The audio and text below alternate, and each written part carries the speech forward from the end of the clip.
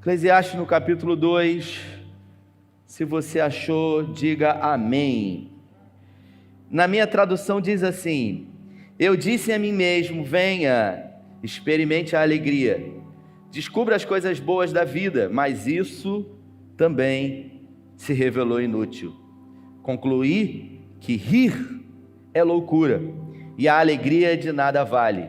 Decidi me entregar ao vinho, à extravagância, mantendo-me, porém, a mente orientada pela sabedoria. Eu queria saber o que vale a pena debaixo do céu nos poucos dias da vida humana. Lancei-me a grandes projetos, construí casas, plantei vinhas para mim, fiz jardins, pomares e neles plantei todo tipo de árvore frutífera. Construí também reservatórios para irrigar os meus bosques.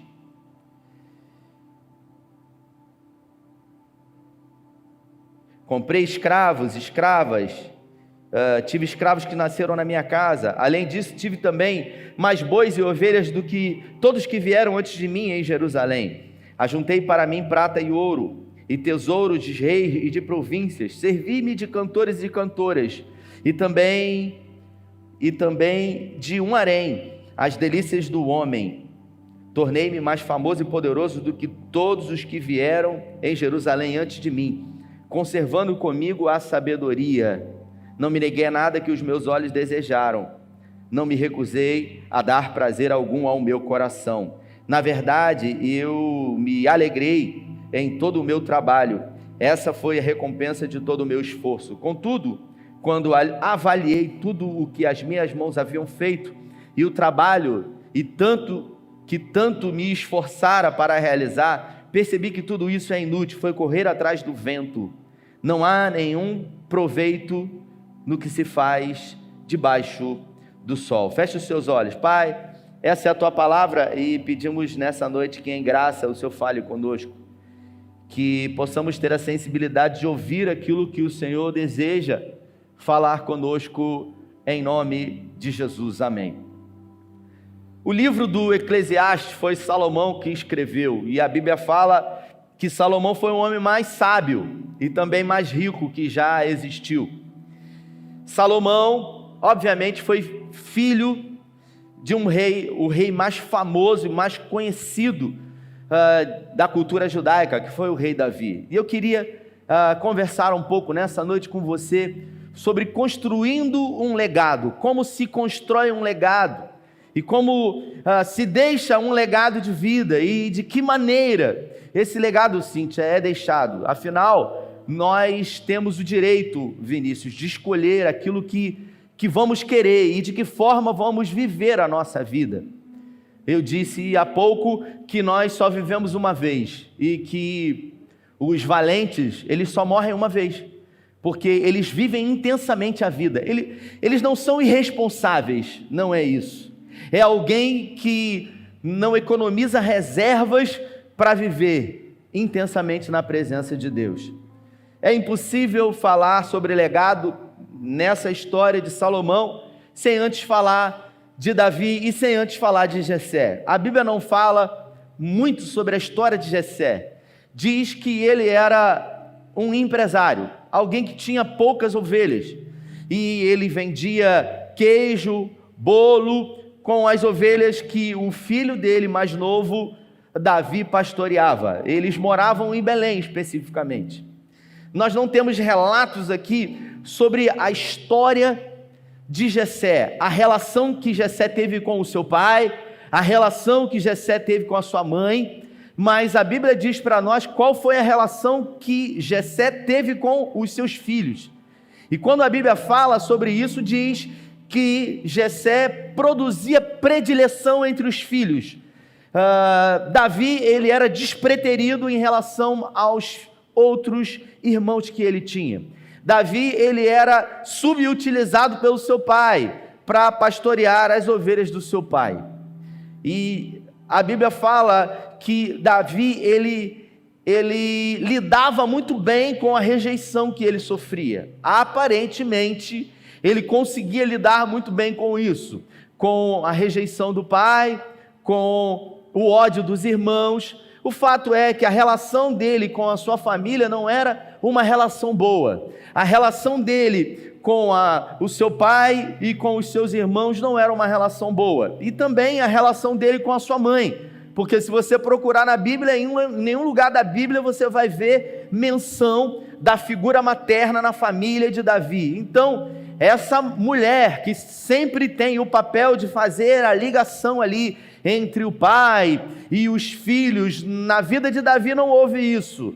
Davi, ele viveu uma vida sem a figura paterna, ou melhor, sem a figura materna. Isso provavelmente foi muito difícil para ele. Como que Davi lidava com isso? Ele se relacionava com o Senhor. Ele vivia nos desertos e nas colinas de Belém, pastoreando as ovelhas do seu pai, e ali ele escrevia salmos, e ali ele adorava o Senhor com uma harpa que ele tinha, e ele se relacionava com o Senhor. Ele não tinha ouro, ele não tinha prata, ele não era famoso, mas ele também não demonstrava um complexo de inferioridade. Ele não se demonstrava em nenhum momento ter algum reflexo daquilo que ele havia recebido dos seus pais. Ele não tinha expectativas, ele não teve uma boa educação, ele não estudou como Moisés estudou na Universidade do Sol, foi formado em areógrafo, ele não foi alguém que estudou na escola dos profetas como Geazi, mas ele era alguém que sabia o que queria, e o que mais Davi queria era agradar a Deus acima de todas as coisas na sua vida. Deus estava em primeiro lugar na vida de Davi, e na vida do seu pai, na vida do pai dele, Deus não estava em primeiro lugar. Na vida de Jessé, o que estava em primeiro lugar era a importância diante dos homens. Quando Samuel chegou na sua casa, ele botou o tapete vermelho, primeiro ficou preocupado, deu um grande banquete e quis logo empurrar os filhos mais velhos que eram fortes, que tinham boa aparência, que tinham um aspecto de guerreiros e de lutadores, para que eles pudessem, porventura, se destacar em alguma colocação. E Davi, que não tinha expectativa, Davi tinha um sonho, sim, agradar o Senhor acima de todas as coisas.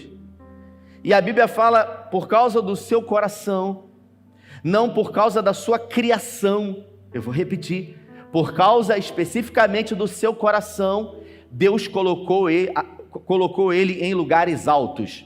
Deus deu a ele o que não deu a nenhum outro homem. Deu um título a ele chamado Homem Segundo o Coração de Deus. E escute isso. Eu já ouvi muitos teólogos dizerem que Davi foi um homem segundo o coração de Deus porque ele conseguiu unificar as 12 tribos de Israel. Mas a Bíblia fala que quando Samuel recebe do Senhor essa direção, dizendo: eu já tenho separado para mim um homem segundo o meu coração. Davi tinha 17 anos de idade. Então ele não era ninguém para o pai dele. Ele não era ninguém para a mãe e para os irmãos. Mas para Deus ele era já um homem segundo o coração. É claro que se você observar os reflexos de uma família desajustada vieram depois. Quando Davi começou a ser perseguido por Saul e escreveu 40 dos 150 salmos da Bíblia, a maioria dos 40 salmos que Davi escreveu, Davi está se sentindo acuado, Davi está se sentindo sozinho, Davi está se sentindo com medo. E o que Davi fazia quando ele se sentia assim?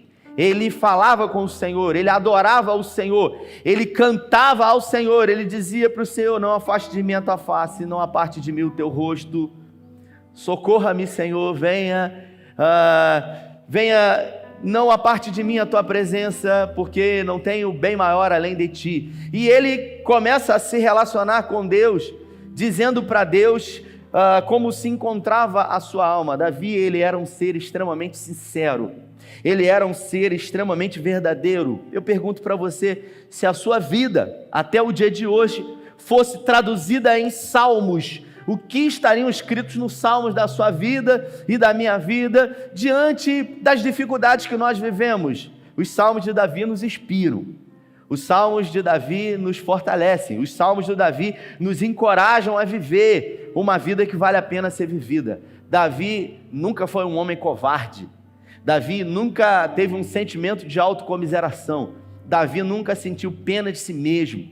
E Davi não tinha nada, mas ele sabia que a presença de Deus na vida dele era tudo que ele precisava. Por isso ele não tinha medo. Davi, ele era um valente, por isso só morreu uma vez. Davi não morreu de medo, Davi não morreu de pavor, Davi não se preocupava além daquilo que roubava ele de viver. Ele tinha as preocupações normais, mas ele confiava acima de tudo no Senhor. As relações que Davi teve com os seus filhos foram relações difíceis, afinal ele não processou isso, e ele não conseguiu passar para os seus filhos as questões que ele enfrentou com o seu pai e os seus irmãos. Então, como era a relação de Davi com os seus filhos? Era péssima, não tinha diálogo. Ele praticamente não conversava. Quando os seus filhos praticavam algum erro ou algum pecado, Davi não conseguia confrontar, porque ele vivia um grande fantasma daquilo que o pai dele viveu com ele. Quando Davi cometia algum erro, provavelmente na sua infância, o pai dele, Jessé, afastava ele. Quando os filhos de Davi praticavam algum pecado, Davi replicava isso. O fato é que mesmo assim ele se tornou um homem segundo o coração de Deus. E quando ele percebeu que já estava com a idade avançada, ele começou a preparar Salomão para assumir o seu trono. Salomão escreveu em Provérbios que desde pequenininho o seu pai, ele se lembra de ir à casa do Senhor com o seu pai, e o seu pai dizia para ele: meu filho, não se afaste da sabedoria, se apegue à sabedoria em todo tempo, porque dela você poderá viver e fazer aquilo que é certo. Então, Salomão foi instruído por Davi para decidir aquilo que era importante na vida dele, quando realmente ele fosse assumir a nação de Israel. E a Bíblia fala que Deus se apresentou para ele em sonho e disse para Salomão: pede o que você quiser que eu vou te dar.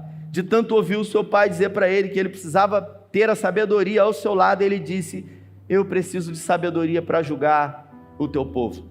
Salomão foi o homem mais sábio que já passou pela terra. Mas a despeito de ser sábio, se você ler em 1 Reis, no capítulo 11, a partir do verso 1 até o versículo 13, você vai ver que Salomão se perdeu. Mesmo sendo o homem mais sábio, ele se perdeu.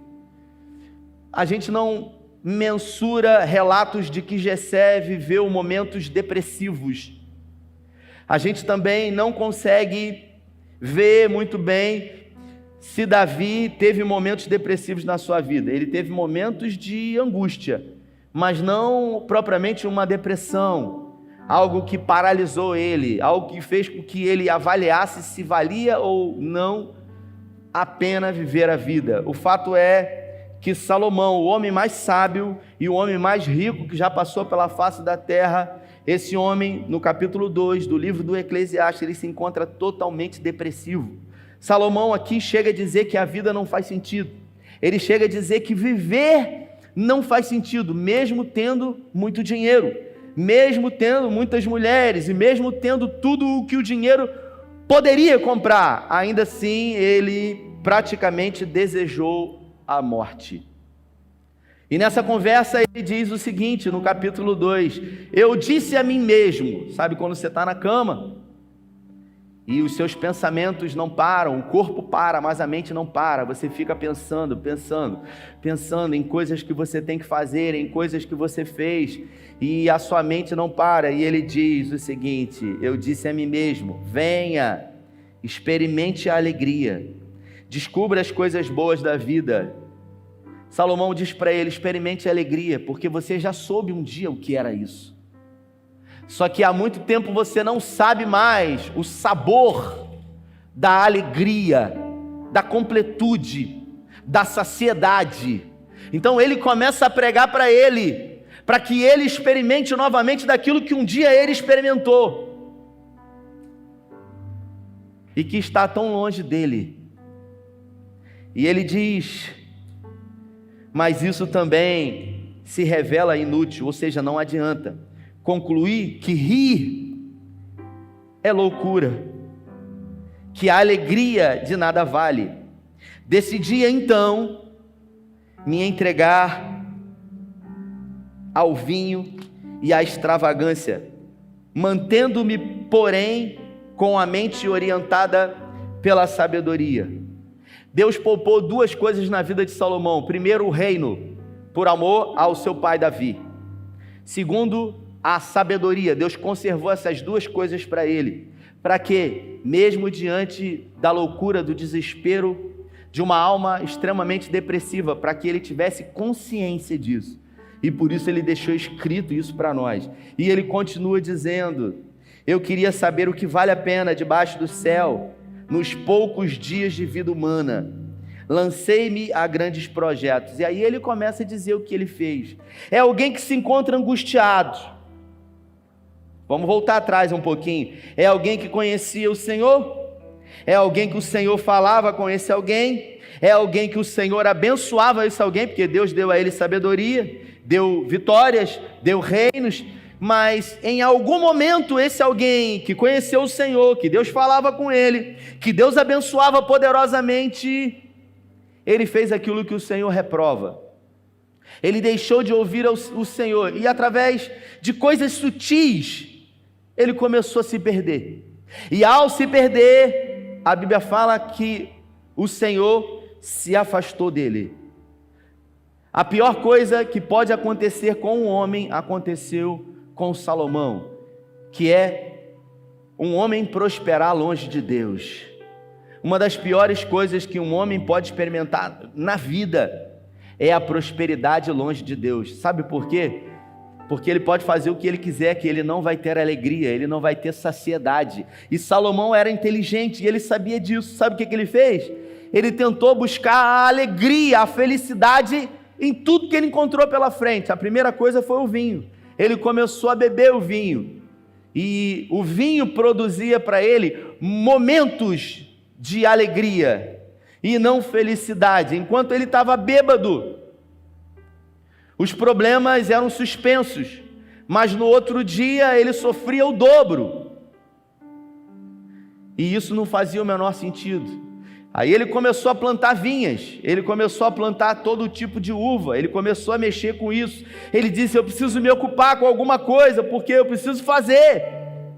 E quanto mais ele fazia, irmãos, mais ele se sentia vazio. A pergunta que eu me faço é: será que realmente era esse o desejo que Davi tinha para o seu filho, para o seu sucessor? Porque em nenhum momento da Bíblia você vai ver Davi pedindo a sua morte.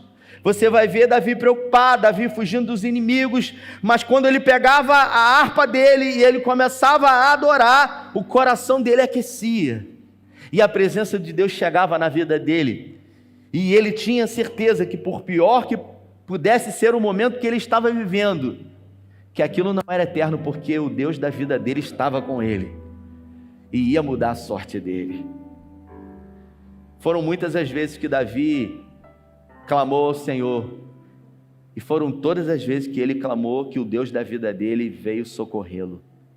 Salomão continua dizendo: lancei-me a grandes projetos, construí casas, plantei vinhas para mim, fiz jardins e pomares, e neles plantei todo tipo de árvore frutífera, construí também reservatórios para irrigar os meus bosques, comprei escravas e escravas, tive escravos que nasceram na minha casa. Além disso, tive também bois e ovelhas, mais do que todos que vieram antes de mim em Jerusalém. Juntei para mim prata e ouro, tesouros de reis e de províncias.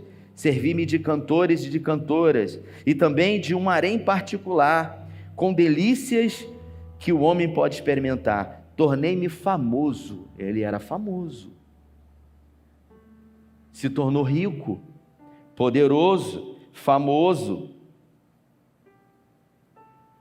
No versículo 10 ele diz: não me neguei nada que os meus olhos desejaram, não me recusei dar prazer algum ao meu coração. Nós estamos falando de um homem que podia tudo. Ele podia comprar qualquer coisa que o dinheiro pode comprar. Só que na vida do homem existem coisas fundamentais que ele precisa ter, que o dinheiro não pode comprar. A gente pode comprar uma mulher, como muitas pessoas compram para se casarem com elas. Tem pessoas que vão para os Estados Unidos e não têm o green card, e aí conhece uma americana e aí faz um contrato com ela para poder casar com ela e ter direito à cidadania americana. Você compra um casamento. Só que você não tem uma família, porque uma família o dinheiro não pode comprar. Uma família é feita de momentos bons e ruins. Uma família é feita da dialética da vida. Uma família é feita de crianças lindas como essas que subiram aqui, mas que em alguns momentos da vida fazem malcriações terríveis, e às vezes na frente de outras pessoas que deixam a gente morrendo de vergonha. Mas o dinheiro não pode comprar isso. O dinheiro pode comprar uma cama de colchão de mola, uma cama que vibra, uma cama king size.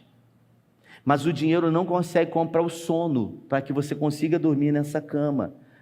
O dinheiro pode até comprar um psicotrópico para que você durma, mas você não vai descansar. E se você parar de tomar esse psicotrópico, você não vai conseguir dormir. O dinheiro pode comprar uma linda mesa farta, mas o dinheiro nunca vai dar a mim e a você apetite para você comer, porque Salomão tinha comida, mas não tinha fome. Salomão tinha um trono, mas não tinha desejo de governar. E tudo isso foi tirado dele porque Salomão esqueceu do principal, a presença de Deus. A presença de Deus é a única coisa que vai produzir saciedade humana, irmãos. E quando Deus idealizou a mim e a você, Ele nos idealizou para um projeto de vida eterna com Ele. Não foi para uma vida aqui na terra de 60, 70, 80 ou 100 anos. Deus idealizou uma vida eterna com Ele. Enquanto estivermos aqui, Ele vai estar conosco. Mateus no capítulo 28. No dia em que formos levados daqui por Ele, nós aqui estaremos com Ele. Nós temos uma história linda de um homem que não tinha nada. Ele não tinha nada. Davi não tinha nada. E tudo que ele teve, ele conquistou. Deus deu a ele? Deu. Deus deu permissão para ele conquistar, porque não veio nada de graça. Tudo foi com sacrifício, tudo foi com luta, tudo foi com suor, tudo foram com lágrimas, tudo foram com joelhos dobrados pedindo ao Senhor, tudo foi através de milagre, de esforço, e Salomão recebeu tudo isso de mão beijada. Que esforço Salomão teve? Salomão não teve esforço nenhum, porque ele já nasceu rico, porque o seu pai era rico, e ele diz aqui, que proveito tem o homem em deixar tudo o que ele conquistou para a sua descendência? Porque Salomão sabia muito bem que a gente só dá valor àquilo que a gente participou para conquistar. E a Bíblia fala que um dos filhos de Salomão assumiu o seu trono quando o final da sua vida chegou, um homem chamado Roboão, que conseguiu ser pior ainda do que Salomão, porque Salomão era sábio, Roboão era tolo. O seu pai havia taxado impostos altíssimos à nação de Israel para construir o templo do Senhor. A nação de Israel pouco tinha para comer, diante de um momento difícil de aperto fiscal que ele havia produzido. Quando Salomão morreu, Roboão assumiu, o seu filho. Os conselheiros do seu pai chegaram diante de Roboão e disseram para ele: olha, o seu pai taxou a nação de Israel com impostos altíssimos. A gente aconselha que você flexibilize um pouco esses impostos, porque esse povo que está aí será o povo que vai servir a você de coração aberto. Roboão resolveu ouvir a rapaziada que cresceu com ele jogando videogame, jogando bola de gude no tapete da sala, porque não eram crianças que viviam com os pés na areia, não eram pessoas que viveram o que Davi viveu. A gente vive reclamando da nossa vida, a gente confunde prosperidade com riqueza o tempo inteiro, a gente vive reclamando a situação financeira que a gente vive, mas a gente não entende que tudo que vem de mão beijada para nós vai produzir malefícios em algum momento na nossa vida. Nós precisamos entender que as coisas que vêm de Deus, elas não acrescentam dores.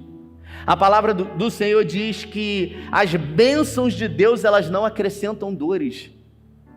Então, é mais fácil para mim pedir ao Senhor que me abençoe do que querer construir um legado de vida. Chegou no final aqui, Salomão, ele disse que ele era viciado em trabalho. Ele era viciado em trabalho. Largava a mulher, largava os filhos, não queria saber de nada. E quando chegou no final da vida dele, de que valeu tudo isso? Valeu ele olhar para a vida e dizer, não vale a pena tudo isso, não vale a pena existir, não vale a pena sorrir, não vale a pena viver, não vale a pena ser um rei, porque ele procurou em todos os lugares a alegria, mas ele não encontrou, porque a verdadeira alegria e felicidade está aonde o dinheiro não pode comprar, e é de graça, é em graça, e está disponível a mim e a você. E às vezes a gente não se dá conta disso, de que nós podemos receber isso. O salmista, ele diz de que se queixa o homem, senão dos seus próprios pecados e delitos cometidos contra Deus. Irmãos, nós não temos certeza de nada. Nós não temos certeza do amanhã. Hoje eu estou aqui, amanhã eu vou para Niterói, tenho um mal súbito e não estou mais aqui. Na terça-feira, nós, lamentavelmente, perdemos uma irmã querida aqui, a Lara, da nossa igreja. Veio para a célula, o esposo dela está aqui. Ela veio para a célula, e ela veio. Recebemos recentemente essa família de Paraty para cá. E ela veio para a célula muito comprometida com o seu marido, uma filhinha de 2 anos de idade. E acabou a célula, ela saiu da igreja, foi para o Peró. E aí uma outra família saiu na frente aqui da igreja, e eles não se conheciam. E eles saíram e deram a volta no trevo, e quando chegou na frente do Extra do Braga, o Willis parou o carro dele no sinal, com a Angélica e os seus 2 filhos. E a gente não sabe explicar o que aconteceu, porque a Lara, inexplicavelmente, ela entrou dentro da traseira do Willis, e ela estava de cinto de segurança, e o airbag foi acionado. Uma menina de 21 anos de idade, uma família incrível, uma filha de 2 anos, a Laurinha, e a gente achou que ia ficar tudo bem, porque a gente olhou para a foto do acidente e a gente viu que não era um acidente tão terrível, só que ela foi levada para a HCE e os médicos disseram, a gente fez tudo o que a gente pôde. E a gente pergunta, 21 anos de idade. Nós não temos controle sobre nada na vida. A gente vive se preocupando com coisas que a gente não tem que se preocupar, com coisas que fogem do nosso controle. A vida é muito mais do que pagar boleto, irmãos, sabe? Compromissos e responsabilidades. O casamento é muito mais do que você produzir cobranças e querer sexo 2 ou 3 vezes por semana com a sua esposa. A nossa relação com os nossos filhos é muito mais do que cobrança diante de investimento que você faz. Botei você no inglês, botei você na natação, botei você na explicadora, botei você na escola particular. Eu preciso que você dê resultado, porque você tem que ser alguém quando você crescer. Mas Davi não teve isso. E era um homem segundo o coração de Deus. A gente esquece de passar para os nossos filhos aquilo que realmente importa, aquilo que realmente vai fazer a diferença na vida deles. E Davi, ele construiu esse legado, mas ele não conseguiu passar isso para Salomão, e por isso a Bíblia fala, mesmo sendo o homem mais sábio, Salomão no final da sua vida se perdeu. Você sabe o que é isso? Foi para o inferno. É isso que a Bíblia diz. Se perdeu. Mas ele era sábio? Sim, porque a sabedoria não salva ninguém. Só mostra para você que você sabia aquilo que era certo e fez o que era errado. Por isso a Bíblia fala que os erros de Salomão estão aqui explícitos para nós. E o curioso é que tudo isso ele falou no capítulo 2. Mas quando chega no capítulo 3 do livro do Eclesiastes, ele começa a dizer que há um tempo determinado para todas as coisas debaixo do céu. E ele começa a falar sobre o tempo. Há tempo de plantar, há tempo de colher, há tempo de abraçar, há tempo de não estar abraçado. E eu quero perguntar para você nessa noite, de que é tempo na sua vida hoje? Hoje é tempo de que na sua vida? Diante dessa reflexão, que não saiu nem um glória, um aleluia, e eu também não estou preocupado com isso. Eu estou preocupado em passar para você a mensagem que Deus colocou no meu coração. Mensagem boa não é aquela que faz a gente sair da igreja radiante e que 40 minutos depois, comendo uma pizza, a gente pergunta: o pastor falou o quê? E a gente diz: eu não sei, eu sei que foi uma bênção. Isso não é mensagem boa. Mensagem boa não é aquela que a gente sai com dor na barriga de tanto a gente rir. Mensagem boa é aquela que nos incomoda, como você está incomodado aí agora. Essa é a mensagem boa que vai produzir em nós aquilo que é um dos sentimentos mais verdadeiros, que é a angústia. Porque você pode odiar alguém e ainda assim ninguém perceber. Você pode amar alguém e ainda assim ninguém notar. Mas se você se encontrar profundamente angustiado, todas as pessoas de alguma forma vão ver que você não está bem, porque ninguém consegue esconder a angústia. Salomão se encontrava terrivelmente angustiado, porque perdeu aquilo que por um momento, o seu pai havia perdido. Em um momento único da Bíblia, pastor Gil, a gente vê no Salmo 51, Davi fazendo menção que sentiu por um momento aquilo que Salomão sentiu o resto da vida dele inteiro. Quando Davi faz uma oração ao Senhor, e Davi clama ao Senhor para que traga de volta aquilo que ele havia perdido, ele diz: dai-me de volta a alegria da salvação. Escute isso, não é a salvação, é aquilo que vem antes da salvação, é a alegria. É aquilo que faz com que quando você abre os seus olhos pela manhã, você levante da cama e você diga: obrigado, Senhor, graças a Deus por mais um dia, porque Deus em Cristo sempre me conduz em vitória. Graças a Deus porque eu estou vivendo dificuldade, mas o Senhor é comigo. E ainda que o inferno se levante contra mim, ele se levanta para cair, porque o Senhor é comigo.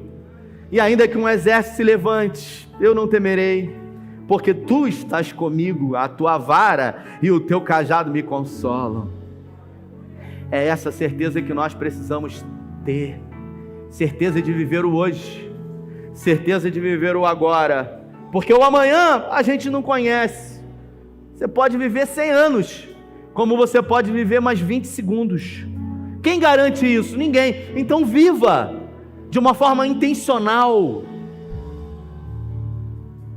No domingo passado, eu ministrei a ceia, e eu disse isso aqui. Talvez para algumas pessoas, fizeram muito mais sentido depois que a Lara morreu. Porque a gente precisa que coisas ruins aconteçam para que a gente dê valor àquilo que a gente está ouvindo. E eu disse, com o cálice na minha mão aqui, a gente precisa amar, a gente precisa perdoar, a gente precisa viver. Eu disse que, me expus aqui, eu não tenho problema com isso. Disse que estava arranhado com a minha esposa, tive uma conversa pentecostal, braba com ela, e a gente foi no velório da esposa do Luciano, e quando a gente saiu de lá, falei para ela: a gente precisa parar com essas bobagens, a gente fica brigando e a vida está passando, e daqui a pouco tudo isso que a gente está fazendo não vai fazer o menor sentido, então vamos viver. Ela olhou para mim, eu olhei para ela, e ela falou: vamos viver. Só que no momento seguinte, o orgulho entra e a gente deixa de viver, e a gente fica brigando de novo. E eu pergunto para você, até quando? Até quando a gente vai viver a única vida que a gente tem de uma forma dissoluta? A gente fala do filho pródigo que foi embora, mas muitos são aqueles que estão aqui dentro, querendo aquilo que o outro tem e achando que a felicidade está quando tiver vinhas, ouro, escravos, cantores. Isso aqui não vai dar felicidade para você, porque Salomão teve e ele não achou lá. Então se coloque de pé e convide o Espírito Santo de Deus, que produz a paz que excede todo entendimento, para habitar no meu e no seu coração. Convide o Senhor nesse momento. Se porventura você perdeu a alegria da salvação, para inundar o seu ser com essa alegria, com essa paz, com esse gozo, em nome de Jesus. A felicidade está mais perto de você do que você imagina. A felicidade está nessa pessoa que você ama aí. Você está com alguém da sua família? Olha nos olhos desse alguém aí. A felicidade está aí, ó. É aí, ó. É aí que está a felicidade. Sabe por quê? Porque no dia que essa pessoa for recolhida pelo Senhor, uma dor vai surgir no teu peito. Uma certeza de que estará em Deus, sim, mas uma dor grande. E aí vem as falas. Poxa, eu queria tanto ter uma oportunidade de dizer, de falar, de abraçar, mas a gente tem hoje de viver e a gente não vive. Então vamos viver esse despertamento que Salomão trouxe para nós. Vamos viver todo dia como se fosse o último nele. Vamos nos alegrar em coisas que realmente vão produzir em nós alegrias eternas em Deus. Você foi projetado para viver nele, e qualquer coisa que você faça fora dele não vai produzir saciedade no seu coração.